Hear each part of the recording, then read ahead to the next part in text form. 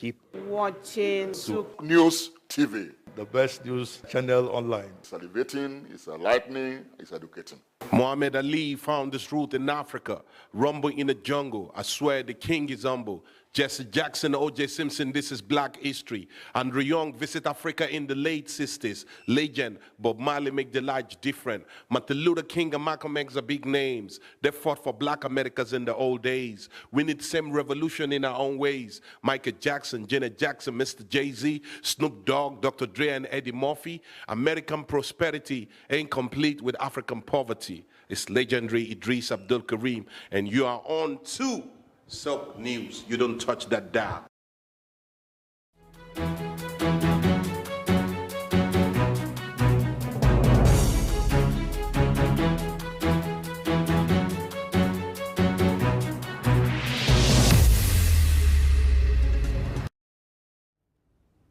Welcome back. If you're just joining us, this is Market Insight on Soap News. So I told you earlier that this topic concerns everyone, of course, even the layman on the streets. And that's because even when you do not have a direct contact with what we want to talk about, I want to believe that you obviously do have with the finished product. And so we will be looking at NNPC, domestic crude supply, and FX issue. What's the problem? What are the problems? What are we trying to solve? What are the possible solutions? Will the cancellation of domestic crude oil allocation be the best way to ease forest supply crunch? Well, these and more are what we'll be looking at today. And of course, we'll have a guest, and Lovina will be bringing in our guest. Our guest on today's show is Martins Onovo. Martins Onovo is a petroleum engineer, a former presidential candidate, and he's also a public affairs analyst, and he's also a member of the Institute of Transportation Nigerian Society of Engineers. Welcome to the show, sir. Thank you very much. It's a pleasure having you. Thank you very much. Okay, so we want to look at domestic crude oil allocation. Let's start with the history, the history of events or policies that led to Nigeria relying so heavily on domestic crude oil allocation. Well, you must have a domestic crude allocation if you have your refining going on, because otherwise, do you want to import what you produce? Domestic crude allocation was supposed to supply feed product to our refineries. That is the original valid justification. Now, when we had the situation where we deliberately round down our refineries and we had to be importing products, the refineries could no longer use the domestic crude allocation because they were not functioning. So because of the cost importation, government came up with the idea of many different ideas over the years, but the popular one is the swap. All of them are barter-based, that is trade by barter kind of arrangements. Okay. That, okay, since we need to import these products and we're not so liquid, why don't we give you crude of maybe $1 billion value, and you give us the following products of $1 billion value. So that's what it was. It was a trade by barter arrangement. So, and I hear now that the new regime has said no. We go back to, we sell to you, you sell to us. But either way, it's all the same because it's value for value. Okay, so thank you. Canceling DCA, do you think is the best way? Is it the way forward? Well, it's neither here nor there because you need products. So if you cancel DCA and you don't do a barter arrangement and you sell the DCA, that quantity that you have assigned for domestic use, if you sell it, yes, you will get dollar. But what use is the dollar when you still have to import the products? So it's neither here nor there. If you do a decent barter arrangement, either they are direct sale, direct supply, or they are swap, anyone you do decently is as good as the other. Because at the end of the day, you say if we sell it, we have dollars. If you sell it, you have dollars. The dollars will not be with you because otherwise you shut down the economy. You have to import products, whether you like it or not. If you don't import products, you can't come to work. I can't come to your studio. How do we get here? We get here with transportation. So saying that we'll sell it and we'll keep the money is being naive. Okay. You sell it, you have to import products. Okay. You use it in a barter arrangement, you use it to get products. So, Okay. so the more important thing is the integrity of whatever arrangement you have in place. Okay. Whether you call it swap, whether you call it direct sale, direct purchase, whether you call it sell and import, the important thing is the integrity of the arrangement. Okay. Okay, so previously Nigeria has been producing about 2.3 million barrels per day, and it is projected to increase to 2.9 million barrels per day. So I know we've been struggling with that, but I want to ask you, sir, have we been meeting the OPEC production for our barrels per day? No, not in the last maybe 10 years. No, we've not.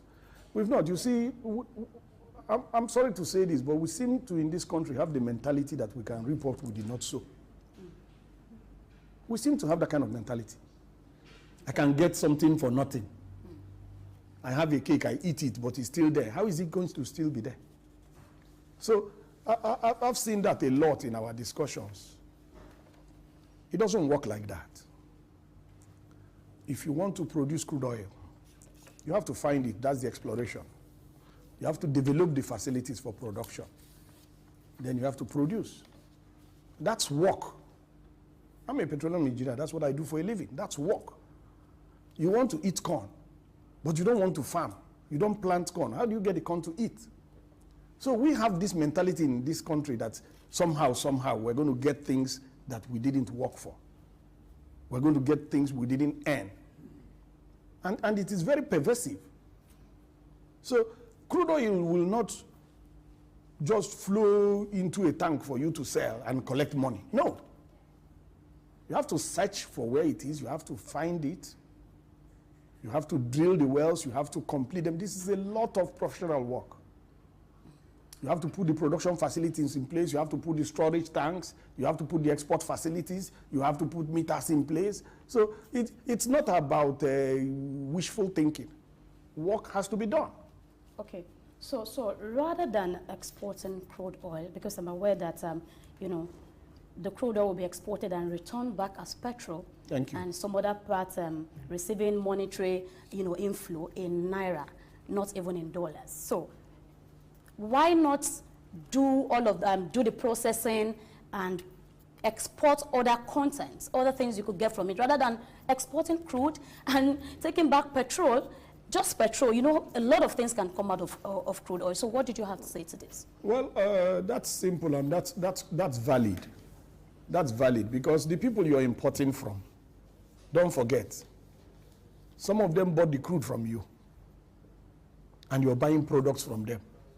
And don't forget that you have 4 refineries. Don't forget. And that's why I started my discussion that we deliberately ran down our own refineries. The refinery in the Niger Republic is working. The one in Ghana is working. So I know what I'm talking as a professional.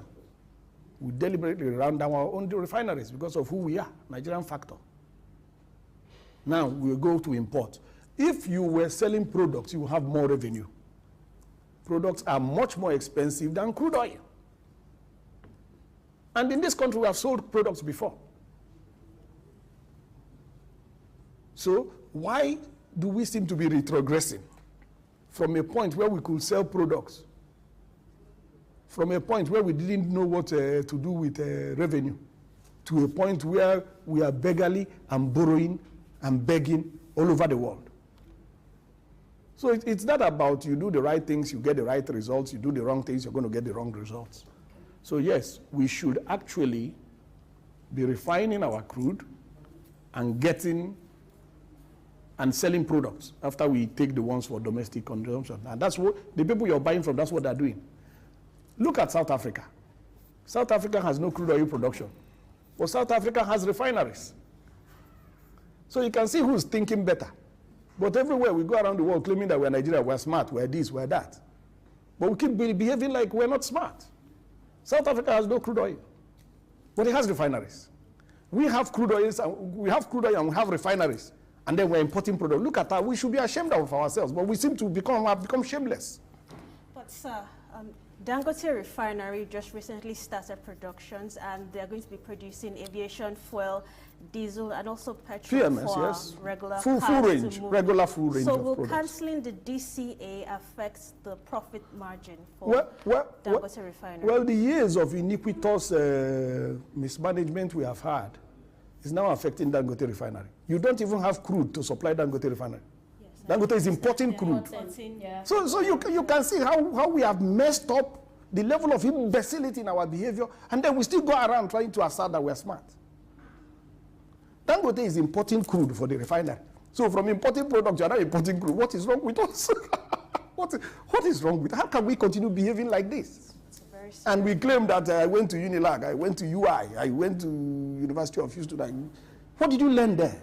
How to be a thief? I don't understand. And we seem to be proud of, I'm a thief, I'm very proud to be a thief. I don't understand. Okay, all right, let me ask you this. There's this argument that cancelling DCA, will ease forest crunch. I mean, do you agree with this? No, it's deceptive now. If you get the forex, yes, you export the DCE and you get the forex. You can't keep it now because you have to buy product. It's simple now. So there's either they cancel it or No, it's not trying to get something from nothing. Okay. Listen, how do you get forex? It's very simple. That's how every country gets forex. You export, you get forex. What do you export? What you produce? You refuse to produce anything. You have nothing to export. Then you are importing everything. My shoes are imported, though. Yes. So we'll be coming for you. No, you don't have to come for me. You produce good shoes and I will buy them. Oh, okay. Produce good shoes. You don't even have power to produce the shoes. Can I add, please, that we have people who make shoes within You this know. country? Oh, yes. In What kind of shoes? So that Yes, when I'm coming to your studio, the sole is going to pull off? No, not those kind of No, let's come to it. policy shoes No, let's come to from it. I will Abba. prefer to buy a Nigerian shoe anytime. Okay. Anytime. This is my red cap. It is imported, though. Really? Show me the one you have made. Oh, okay. The ruler your children are using in primary school are imported. What's wrong with us? Yes, Okay. that's true. I know about that. Pious pencil. What's wrong with us? Lazy people, unproductive. What's wrong with us? And we are proud, and we argue. So let me ask, let me comment here. If we are talking about, getting stuffs, imported, we'll have to, everything you just mentioned, including ruler, as little as ruler. I remember on the program, someone mentioned as small as toothpick that we'll have to, import. Is it that we don't have this confidence in Nigerians, to be able to do stuff? Because I want to disagree with you that there are no really qualities. I mean, I beg to disagree, Well, because we see people do stuffs and they come out well. Yes, one person did one stuff. It comes out well. Yes. How many can one person do for 200 million people? Where is the power he's using to do it? You have had another system failure. For 3 days, there's no light in my house. So how do we make things work? Hold on. Okay. I'm talking to you right now. Okay. For 3 days, there's no power in my house. I'm powered by generators. Public power supply is not in my house for 3 days. And the explanation is that there is a system failure. So which factory is going to produce with this? So that's why I say we argue. This is the kind of argument we put forward. Okay. Somebody is making something. How many shoes is he making? There are 200 million people here. We need 200 million shoes. What can one today do? He's making 2 shoes a day. Okay, so Let's know that it's about productivity. Okay. Why did China move up? China turned the whole country to an industry and started making all sorts of things, even if they were low quality, but are producing something. You can't even produce here. Go downstairs, find the nearest barber. He's using generator to barb people's hair. Find the nearest welder. He's using generator. Or if he doesn't have a generator, he's waiting for power to come. So how is he going to weld? It's about productivity. It's about productivity. Okay. You store some of your medication in your hospitals, and they're supposed to be stored at below 4 degrees centigrade, and there's no power. So how do you cool the refrigerators? So you can't just be doing the wrong things and expecting the right answers. The world is not here for your arguments. You just have to be productive. We want to eat rice, go and farm rice. But in this country, we import rice, you know that. We import tomato paste. So it's not just about shoes. I just use shoes because it's here and now. All of us have shoes. Because somebody can say, I don't eat rice, I don't eat tomato. Okay, so you mentioned something very important there. You said power is very critical Oh, to yes. all our production, Oh, whether sure. it's our local goods or even something as important as crude oil. Now, currently, I don't know, yesterday I would say that there was the national grid collapse. That was why power was, because in my house we didn't have lights also. But right now, I understand the current administration is working on increasing the power output for us. So I believe that based on everything you have said, sir, is it possible that going forward in the future, our refineries, for example, the ones in the Niger Delta parts of Nigeria, would also have very good production since our power energy outputs will also be increasing? Because I believe this current administration wants Nigeria to actually be able to produce crude oil. We've started that with Dangote refinery. So going forward, I believe the other refineries in other parts of the country, like in the Niger Delta region, would also start working, and definitely we can start making our own crude oil instead of importing it. Yes, when you look at these systems, it's better you put them on paper and represent all the parts so that you're not looking at only one part. Okay. Let us assume that your maintenance of and rehabilitation of Port Harcourt is successful. Let us assume Dangote refinery is successful. Let us assume that Kaduna refinery is rehabilitated excellently. Assume. Don't say I said it has been. Assume. Let us assume that Warri 2 has been rehabilitated excellently and they have full capacity. The public refineries, you have 445,000 barrels. So the Dangote, you have 650. You don't even have crude to supply to them. Dangote is importing crude right now. So you are back to the same importation. If you had crude, then you can domestic crude, domestic refining, then you can export. That's how you get revenue. Okay. But now you don't even have crude. You're importing the crude. So and to import the crude, when you say import, you think that you just go and import. You pay now. Yes. Yes. And that's the forex demand. That's the forex demand. Because you have to pay. And you're not going to pay Naira to them. You're going to pay forex. And that's the issue. And that's why you don't have forex. And that's why the value of your currency is sliding. You want to be optimistic. I don't want to be optimistic with you. I'm a scientist. Yes, sir. I'm a scientist. In science, you know, we do predictions. Yes. Yes. And we call it trend analysis. So if a trend is going up, we predict that it's going up. If it's going down, we predict it's going down. But we become sentimental. It's my country, so I lie for my country. You think you're helping your country if you lie for your country? You're saying it's going to work, it's going to work. How many years have they been telling you it's going to work? These same people? They've been telling us that for a long time. That's my point. So let's address the issues. Okay, so if we've been having this for a long time, it's going to work, it's going to work. What mechanism do you think should be put in place? Thank Either you by very investors, governments, Thank who you are very those that are supposed to carry out, the mechanisms ensuring that it works? Thank you very much. It's government.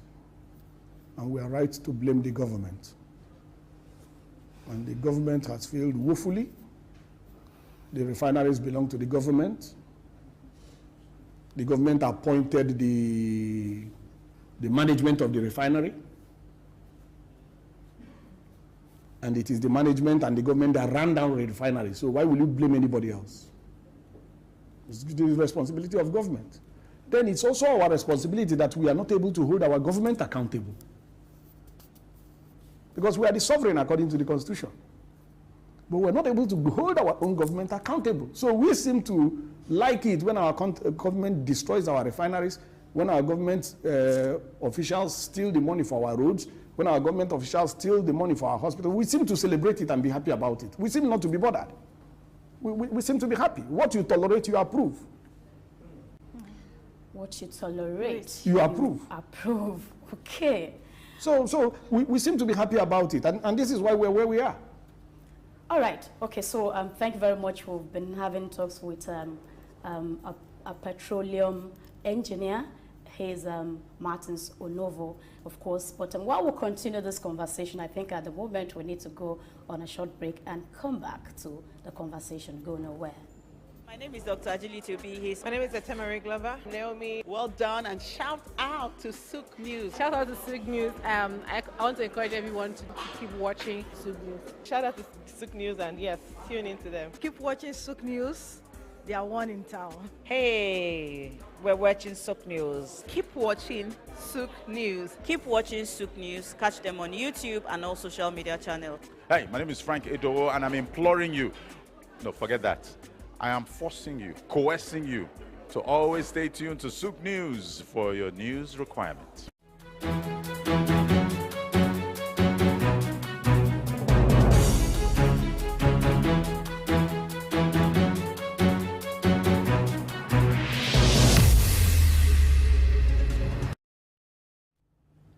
All right, welcome back. If you're just joining us, it's still Market Insight. And then we have a guest. Our guest has been Martins Onovo, a petroleum engineer. Of course, the conversation continues, So I come back to you. Having spoken about the refineries, government at fault, and all of that, is it possible for private individuals to take up this project? Are there policies stopping them not to? Yes, there are policies. There are constraints. First, which private individual has capacity? Now, where do policies come in? Because you can say, yes, but if they are well established, they can get loans. Agreed. But look at the number of policy somersaults. What is the framework you will use for economic analysis when you know that today there is subsidy, tomorrow subsidy is removed, next tomorrow you are swapping, next tomorrow you want to direct save direct. How do you plan with this kind of unstable situation? So you can't prevent productivity and then claim that there's no productivity. A lot of the people in power, how many times now we have had people who became president without WAEC against the law? Against the law. So it's not my opinion. Let us assume we don't care about education. But this is against the law. Bring WAEC certificate, they're telling stories. Is that the kind of person you want to have the mental acumen to complete in the global environment? All over the world, people are putting their best forward. You just won a football match with Osimhen. You want to put me there, you think we're going to win? If you put me, we're going to lose. If you put Osimhen, we're going to win. So you put your best foot forward. You bring people who don't have WAEC to compete with the most brilliant people in the world on the global stage, and you want to win, you're going to lose. It's that simple. So, can private sector do it? Yes. But why are they not doing it? Constraints. Because don't forget, it's the same government that will license you. If I apply now, it's the same government that will license me. And if the government official says, if you don't give me 10% of the refinery, I won't license. I come here and tell Souk News that you see, they are frustrating me. And you put it in the news. After that, what? Okay. So go back to government. And it is government that has the resources and the capacity. And that is why we vested government with our authority as a people and vested them with our resources. That is why, in America, if you see an oil field in your father's farmland, it's your own. You only pay taxes to government. In Nigeria, if you see an oil field, if you touch it, you go to prison. So it's a different environment. Because our law is very clear. Minerals beneath the ground are controlled by government. That's our law. So government has access to that. So if you see it, government can pay you for your crops and maybe compensation for your land, but you can't have the oil. And that is why some people say resource control. Let us control our resources. Okay. So that's to bequeath with themselves with those resources instead of our law bequeaths it to the government. So we are right to blame the government. And these are responsibilities that have been assigned constitutionally to government. If government is not able to do it, then those in power need to leave. We're 200 million people here. We can find people who can do it. Okay. Okay. Okay, sir, I wanted to ask you, over time, we have always complained when it comes to the production of crude oil in Nigeria. We're always told, oh, it's the government that has the power to do this, do that concerning the refineries. And like you rightfully said, private sector, if they come in, they're still going to be licensed by the governors, by the government rather. But we've been, as a people in Nigeria, we always blame government every time there's an issue. Every now and then, anything goes wrong in the country and we blame the government.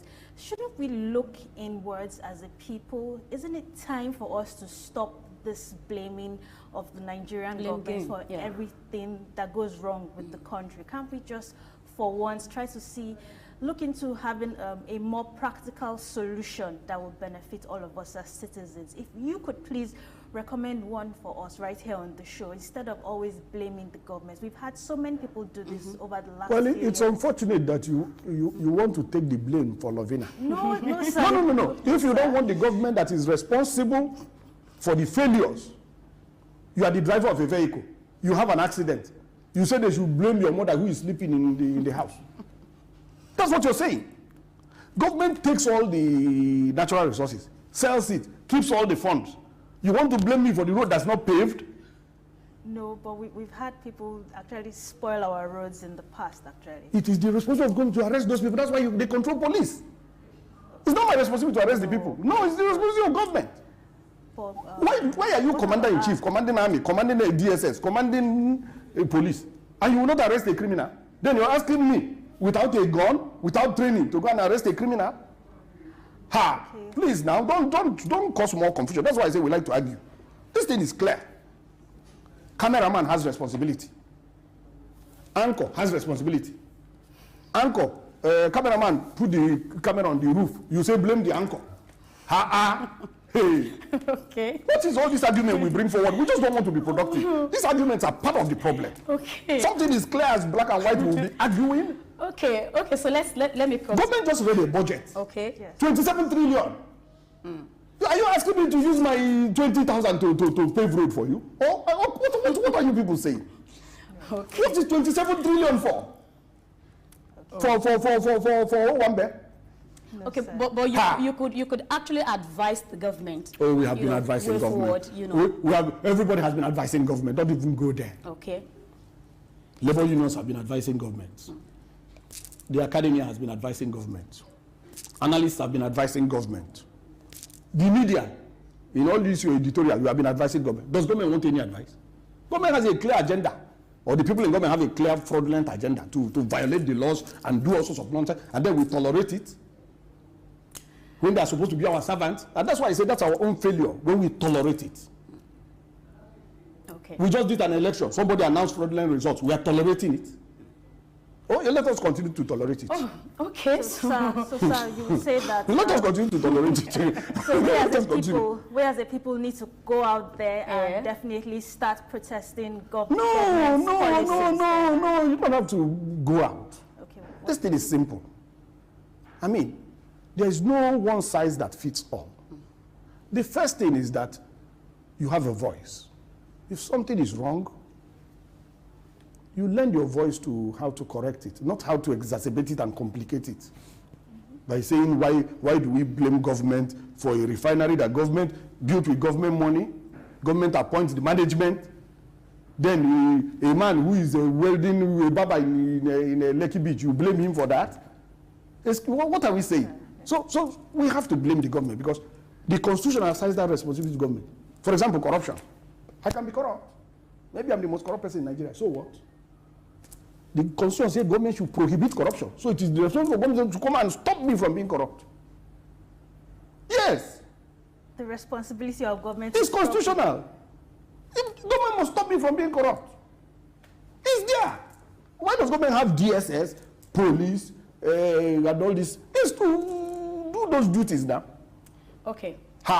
Okay, how many people do I have in my employment? Government has all the people in federal civil service to do this work. Is it one man that is doing it? No. All right. Let's come to another question. Please, it's government. Don't go and start asking cameraman why do you. So you really want to hammer on it that it's government you ask. Okay, and I will be encouraging that in every way we could. Let's lend our voice. Let's speak. That policies that government would be making probably should be that will be favorable to the economy as a whole. Well, I'm not saying they've not been doing, giving policies that are favorable, but probably the approach, towards... Well, if they've been doing it, why are we where we are? Well, it's a gradual thing. It's a gradual thing. It's a gradual and thing. It's been gradual since how long? Okay. Okay, so that's why I said what you tolerate, you have approved. So if we don't tolerate and we say, no, this is not acceptable, okay, then it can be redressed. Okay. But when we're not saying this is not acceptable, we're saying maybe they're trying their best. What kind of nonsense is that? Were they trying their best in Singapore when they moved from third world to first world?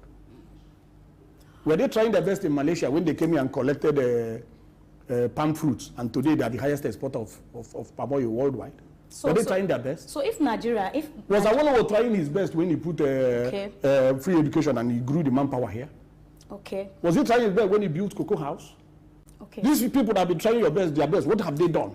Okay. Borrow money and fritter it away. And now you are paying the money, and then you're asking, where is our money? You that you were supporting them when they were borrowing the money. 2006, we wrote to Senate President. You are saying, why don't we advise them? We wrote, I have a copy of the letter, to Senate President Saraki to stop, no, sorry, not 2006, when was that? 2016, sorry, 2016. We wrote to Saraki not to allow the government to continue borrowing unpatriotically and recklessly. Saraki stood his ground, refused to allow it. I have what we wrote to him. He refused to allow the borrowing. Immediately frustrated his election, got the next Senate president in place, Ahmed Lawal, and they got it approved. And you're saying we should advise government. The government hates our advice. Oh. They don't want to hear. So if you want to waste your energy, go and be advising government. Okay, all right. So let me take this question.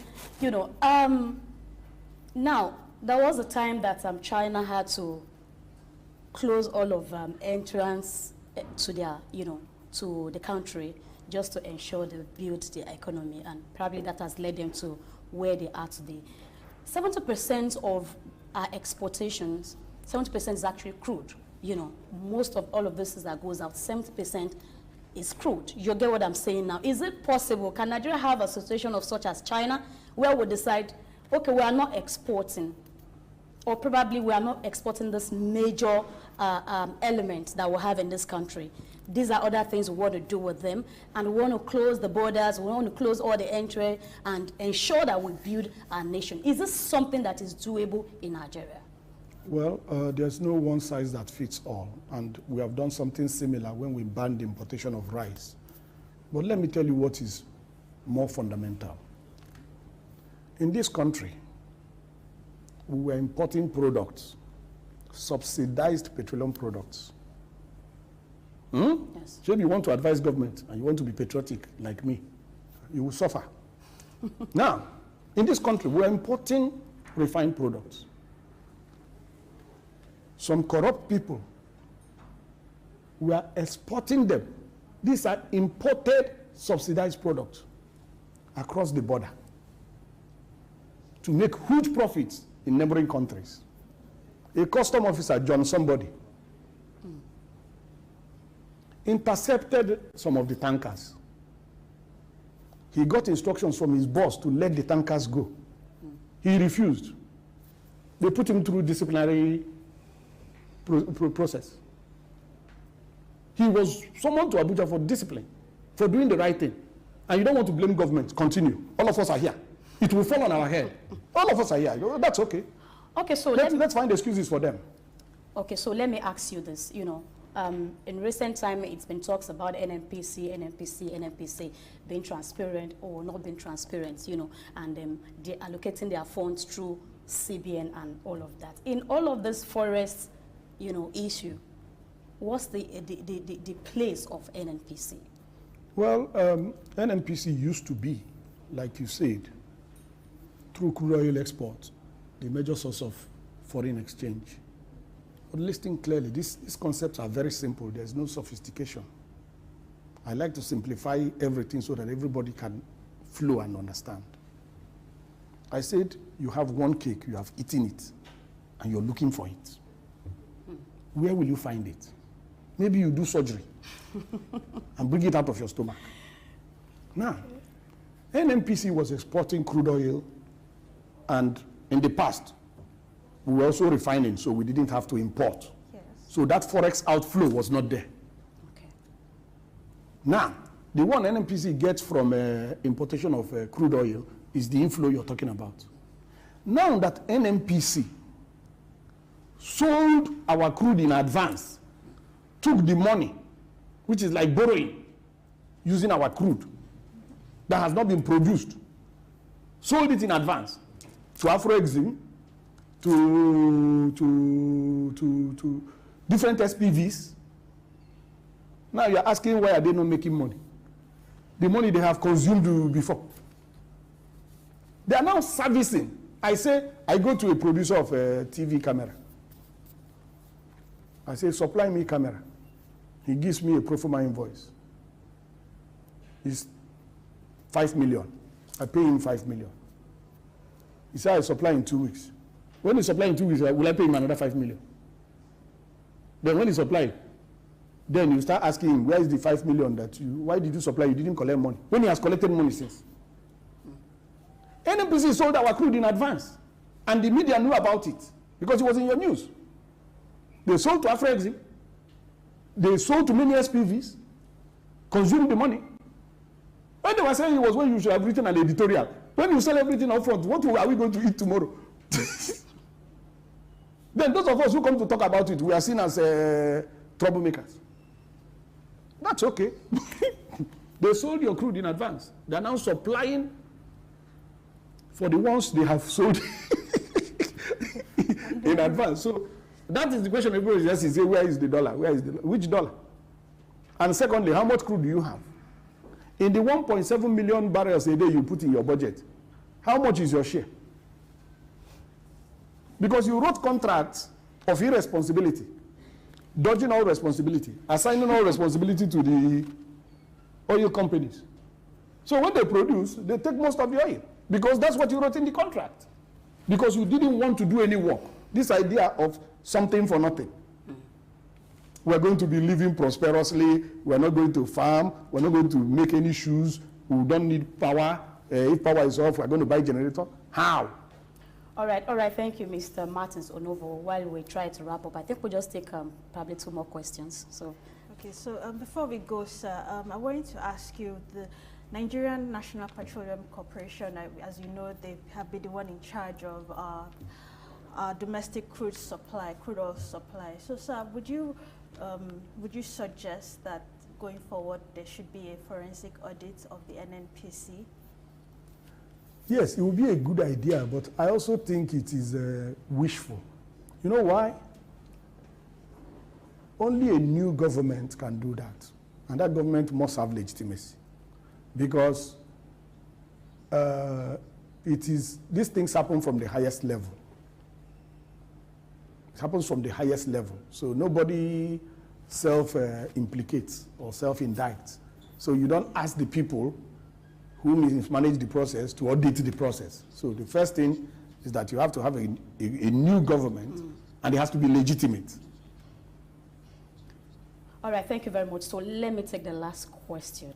So how do we attract foreign investment and then diversification of our export? I think we will be wrapping up with this question. Wishful. Wishful. I've worked in Europe, I've worked in America, I've worked here. Investors are not charities, so get the difference. A charity is looking for where there's a need. Investor is looking for where there's profit.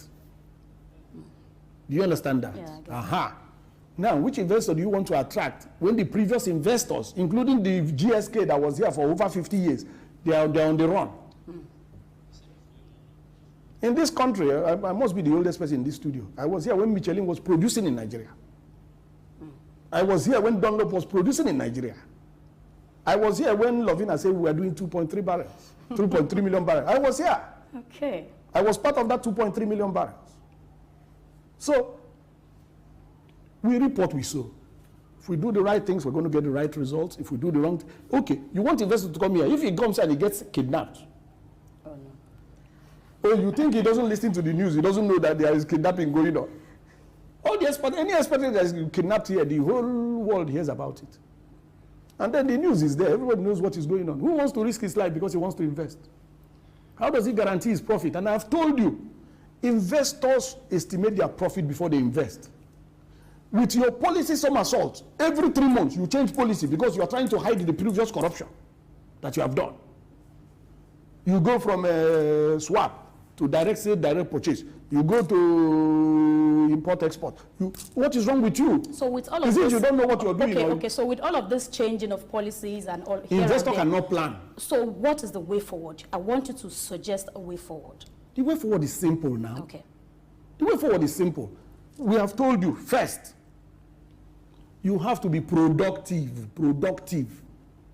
Don't be lazy. Don't be corrupt. What do you want to hear? You want to hear that you do blah blah, money will come, dollar will fill everywhere. That's what you want to hear. You want dollar? Okay. You want dollar? You produce things you sell outside. If you sell it in Nigeria, you get naira. Me, I don't have money to buy Bruno Magli shoe, but I like them. They are made in Italy.